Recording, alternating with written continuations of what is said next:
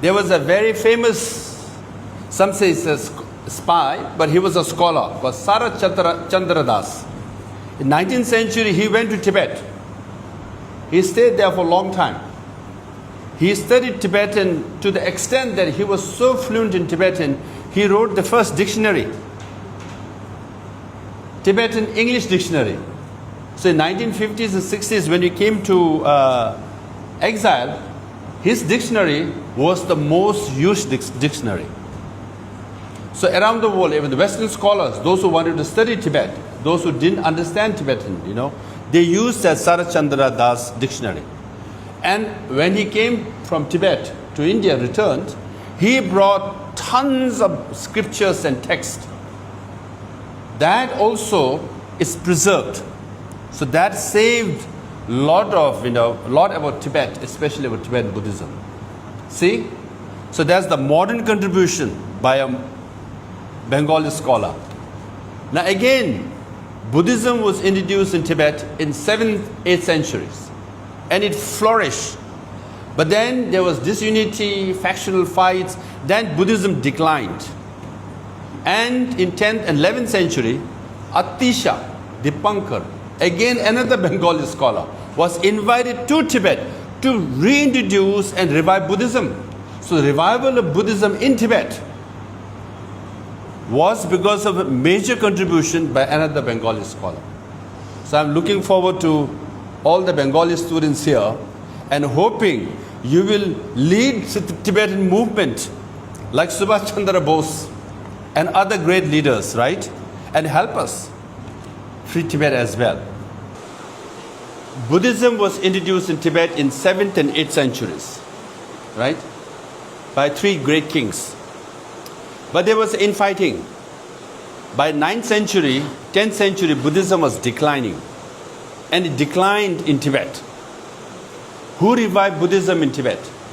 Another Bengali scholar, master, Atisha Dipankhi.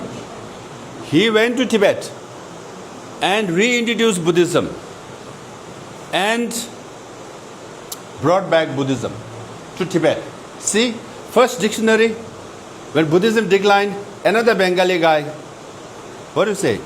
Bonglo. Bengali is true. Then also Rabindranath Tagore. I meant Rabindranath Tagore, not Vivekananda. Rabindranath Tagore also. He was interested in Buddhism. He established Vishwabharati, university. He made sure that there is a program on Buddhism and also on Tibet. The first program in whole of India was in Vishwabharati. And he also invited Giuseppe Tucci, an Italian scholar. He is an expert in Buddhism, an expert in Tibet, to Vishwabharati. And Rabindranath Tagore had dialogue with him. So he was so interested. In fact, Rabindranath Tagore went to Kalimpong, met with Tibetans, and interacted with them. In 1954, when when they signed Panchshil, China said, could you open the Calcutta port for us so that we could bring supplies, arms, ammunition, food from China through Shanghai port to Calcutta port. From Calcutta port, you take all these goods and supplies to Sikkim and Darjeeling to Tibet so that we can provide food for our troops and officials. India said, Panchshil, we have friends, Calcutta port open. Then the supplies, they took so much supplies, they also had reserve. When they fully occupied Tibet in 1959, why they could occupy Tibet fully? Because they had enough supplies. And when they invaded India in 62, they had enough supplies which came from Calcutta port. Then government of India said, we made a mistake, shut down Calcutta port. As soon as India shut down Calcutta port, you should know, if you read history, China invaded India, Arunachal was occupied, part of Assam was occupied. They came all the way, right? Now, it's interestingly, they invaded in June of 1962. But November of 62, they withdrew mysteriously because Indian army was not able to defend them. They just walked over. Indian army literally, they ran away because there were not many to begin with. They ran away. But it was always a mystery why they withdrew. After a few months, because they ran out of supplies. See, had they not opened the Calcutta port to begin with, invasion of 62 would have never happened.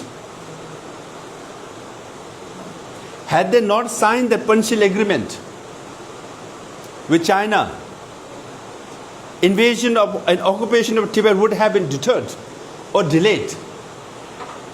Because we ran out of time. We were appealing to international community. But we ran out of time because Chinese troops moved in very fast because they had all the supplies coming from Calcutta. See, Sarat Chandra Das is good. Atisha is good. Rabindranath Tagore is good. Calcutta port. But you can't blame Bengal. It's the government of India who did that. Yes?